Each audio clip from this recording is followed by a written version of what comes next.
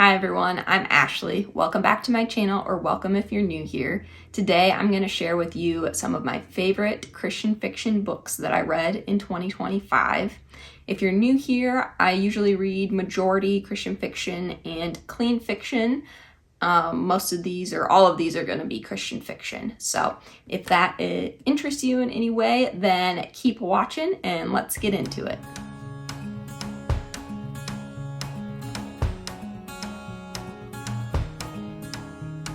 Okay, one thing I do want to preface before I get to the books is that I recently moved, and so some of these books that I'm going to talk about I do own. I just currently don't know where they're at.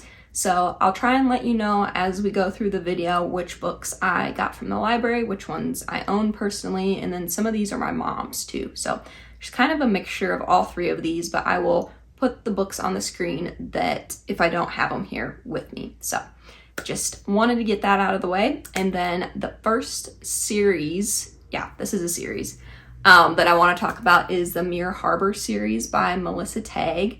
These are Christian fiction. There's 3 in the series, and they're contemporary romance, and then there's kind of some mystery and suspense in them also. I finished the 3rd book in February of 2025, so this is kind of going back in my memory bank a little bit, but I gave every single book in this series 5 stars. I absolutely loved them.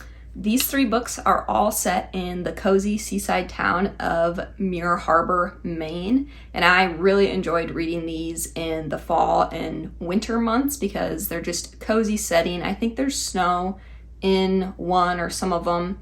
And then there's fall in there as well. So I highly recommend reading them during the cozy months if you can, but they'd be good to read any time of year. You do want to read these books in order because they're all connected. Each of the 3 books focuses on a different character from the story, but there's an underlying storyline that continues throughout all 3 of the books. So you definitely don't want to start with the second one or the last one because you'll be very confused and you'll end up spoiling stuff for yourself. So some of the main themes in these books is family dynamics, faith. There's really strong, good faith content, really good romance. They feel like real relationships. It's not just light and fluffy stuff, which is good. That has its place, but these are really in-depth and I really appreciate that. This is one of those series where when I wrapped up the 3rd book, I was sad because I didn't want it to be over yet. So I couldn't recommend this series enough by Tagg. Next up is Double Take by Lynette Eason. This is Christian fiction, mystery, romantic suspense, and it's book 1 in the Lake City Hero series. This is the only one of the series I've read so far, so that's the only one I can tell you about. Lainey is our main character, and she had killed her husband in self-defense. I want to say it was maybe like over a year ago. And then she starts thinking she's seen him like different places and that he's trying to kill her. So she's kind of thinking that he's alive and out to get her. And so then she somehow meets this detective. I think he's a detective. Yes, he's a detective, and he is her best friend's brother. So this guy and her try and figure out this mystery of whether her husband is alive and why he's trying to kill her. If he is alive, because they don't know that for sure. But this was just a really good page turner. There's good romance, and I just highly recommend it. It's an easy read. It didn't feel like you had to really stop and think about things as you were reading it, if that makes sense. So highly recommend this one, and I hope I can get to the rest of the series this year.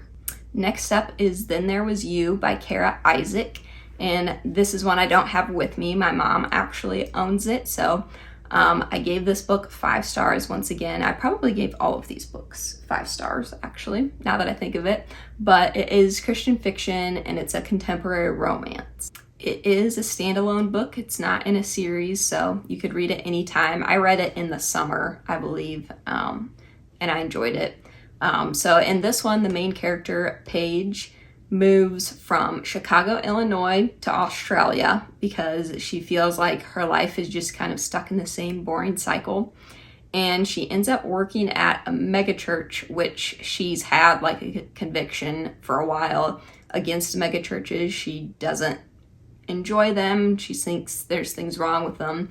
And you learn why later in the book. But so she ends up at a megachurch and she starts to have to work with the pastor's son, who is a worship leader.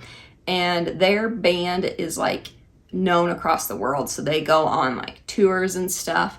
And she has to help the band leader, the pastor's son, plan the next tour because she's like I don't know what you call it, a logistics coordinator for the church is basically what her job is.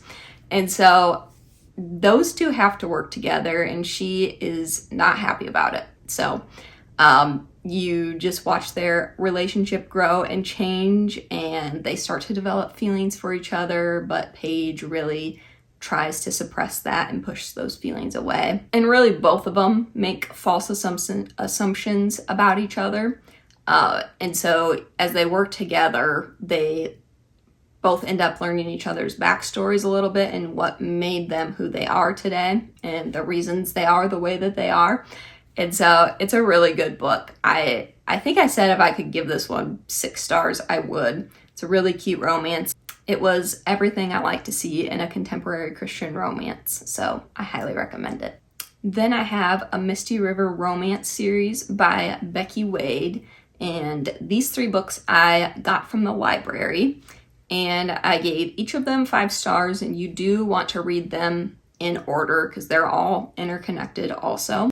There are 3 books and I want to say they're all well over 300 pages each. I think a couple of them are pushing 400 pages if I remember right, but I finished all 3 of them by sometime in March, which is pretty good for me. So each book is based on a different member of the Miracle 5, which is a group of kids. Well, they're not kids now, but they were back when this happened to them. I don't know how many years ago this group, I think they were on a missions trip over in a different country and they got trapped in an earthquake under some rocks and stuff, and they never should have made it out of there, but by a miracle they did. And so that's who you're following throughout this story. Each book is full of depth in regards to the characters dealing with the problems in their current life and also dealing with things they maybe haven't worked through since the earthquake, just mentally and spiritually, that type of thing. And so really great faith content in these books. And then the romances did not feel surface level either. They were really, really good, very cute. Some of the main themes throughout these books are redemption, forgiveness, honesty.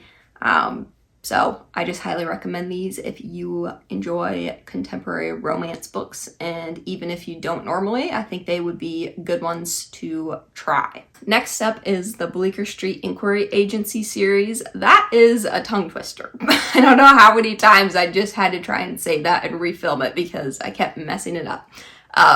But the series is by Jen Turano, and I did get these from the library. These are Christian historical fiction mystery. So there's 3 books total in the series, and these were so much fun.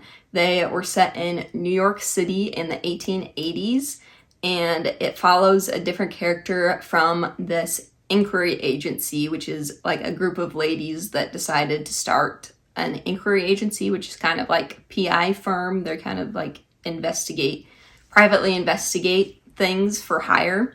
So in each book, the ladies are trying to solve a different mystery, and the main girl gets her own romance. And these books are just full of humor, wit, really good faith content also. So I highly recommend these if you enjoy Christian historical fiction. And kind of like I said with the contemporary romance in the Misty River series, I think if you're usually not a historical fiction person, you maybe could read these and still really enjoy them. So just throwing that out there, but yeah. Then I have A Weather Girl's Guide to Love by Cassandra Joelle, I think is maybe how you pronounce her name. And this is a Christian rom-com. I finished it in November. I read it in like 1 to 2 days. It was a super cute and easy read. And in this one, our main girl just got done with meteorology school, and she kind of was planning to move to a big city and start her career, but she ends up moving to her boyfriend's hometown, which is a tiny little town in Wyoming, totally different from what she was planning on. And she gets a job at a little weather station there. Meanwhile, her relationship with her boyfriend kind of goes on the rocks. He's got somebody in his family who's having some pretty serious health issues, and he begins second guessing their relationship, and he really probably should be. By the way their relationship is written, the two of them just aren't jiving the way they probably should be. It's a case where like both of them would like to be together, but you can tell it's just not really working. So at the same time, while she's working at this weather station, she meets this cameraman who doubles as a cowboy during the day, and then he also works as a cameraman for this news station because it's such a small town. And he kind of rocks her world. He's kind of just out there, crazy, spur of the moment type of guy, and she is a very punctual, like type A personality. So you follow along as she tries to navigate these new relationship problems and non-problems, and as she figures out her career and all those things. There's really good faith content in this book, which surprised me because it's such a short rom-com, but really good faith content. I thoroughly enjoyed this book and I highly recommend it. Next up is Truth is a Whisper by Mandi Blake, and this is Christian contemporary romance, and it's book 1 in the Wolf Creek Ranch series. I gave this one 5 stars. I do own the rest of the Wolf Creek Ranch series, so I'm hoping to get to it later this year, but this was the first book I'd ever read by Mandi, and I absolutely loved it. So in this one, Ava returns to her grandfather's ranch only to find out that her old flame Jameson is now kind of running things there. So we get to see how they navigate that relationship where they kind of have to be around each other all the time and work together, and they both learn about where each of them are at in their own lives right now and talk about what happened in the past and all those things. It's a really cute romance. It might be a little fluffier than some of these others that I've talked about, but in the best way. It was a super sweet romance with great faith content and family dynamics also, so highly recommend. Then we have My Heart Belongs in the Blue Ridge Mountains series by Pepper Basham. This is a Christian historical fiction series. There's 3 of them total, and I would recommend reading them in order, especially the last one, because that could spoil things really quickly. Don't even look at the back cover of the 3rd one while you're reading the 1st and the 2nd book, because it's not worth it, trust me. These are set in the early 1900s in the Blue Ridge Mountains, and in each book you follow a different main character, but their stories are kind of weaved together throughout the series. If you enjoy books set in this time period, I think you'll really enjoy these. It surprised me how much older it felt than the 1900s, just because of the way people in the mountains lived differently than in like settled towns at that point in time. So really good descriptions, beautiful descriptions of the Blue Ridge Mountains. The setting was so clear in my head while reading these books, and I really appreciated that. The problems that these characters dealt with were big and heavy. There is some trigger warnings for these 3 books. I don't remember specifically all of them, so I would recommend looking that up before you read them or have your daughter or somebody read them. One that comes to my mind is there's an alcoholic dad, and he is verbally abusive, and I think he maybe becomes physically abusive too. So pretty big trigger warnings there to look into. But the faith content was so good with these big problems that were happening. The characters really dug deep into their faith and grew really beautifully. So really good romances. Also, Pepper Basham always does a great job no matter which of her series you pick up. So I don't think you'll be disappointed. And then I couldn't make this video without talking about the Timeless series by Gabrielle Meyer. I started the series this past year in 2025, and I got all the way through the 5th book, and there's only currently one other book out. So I'm hoping to get to that one soon, and then have to wait until May for the next one to come out. But I won't go super into detail with these, because if you watch Christian booktube at all, you've probably heard about them. But these are Christian historical fiction, and there's time travel. So really great faith and romance in all of these books, like top tier. This is gotta be one of my top 3 favorite Christian fiction series of all time. Probably top 2. It's these and then Karen Kingsbury's Baxter series. So I've given each of these books either 4 or 5 stars. I think I only gave one of them 4 stars, book 3. But you'll want to start at the beginning, I think, because there is a little bit of weaving together throughout these books that you'll catch on to. So I do think it's important. The first book is When the Day Comes. I would definitely start there. But yeah, highly recommend this series. Okay, those were all the books I had written down to share. I had more 5-star books that I could have shared, but I didn't want this video to get too long. This may seem like a lot of 5-star books to you, but I only got 44 books read last year. The year before that was 43, and I want to say the year before that was 42. So I'm pretty consistent with the amount of books that I can get read each year. So I'm choosy. I'm very choosy about which books I read. I like to watch BookTube and see what everybody's talking about when it comes to new releases and old favorites. I have a limited amount of time to read is really the biggest reason why I only read 45 books a year. I have a job that I work 9 hours a day, and there's an hour of commuting in there, so that's 10 hours out of the day gone every day.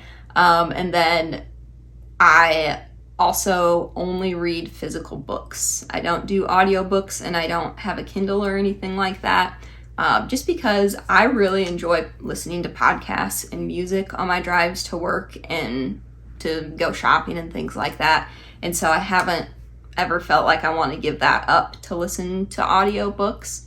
So it's just a personal choice for me. And so anyway, long story short, that's why a lot of times if you do follow me on Goodreads or on here, you might think, wow, it seems like she's always rating books really high. And that is true. And that is why. Once in a while, I'll give a book 2 or 3 stars or DNF something, but it is kind of rare. And I'm really thankful for YouTube because otherwise I would be reading books that I didn't know weren't good, but because of BookTube, I know they're not good and I can stay away from them and only read the great ones. So I do want to throw that out there just so you guys know, learn a little bit more about me and how I read. So that being said, thank you so much for taking the time to watch this video. If you want to see more content like this related to Christian fiction, clean fiction books, then hit the subscribe button down below so you can see the next time I post a video. I hope you all have an amazing week, and I'll see you next time.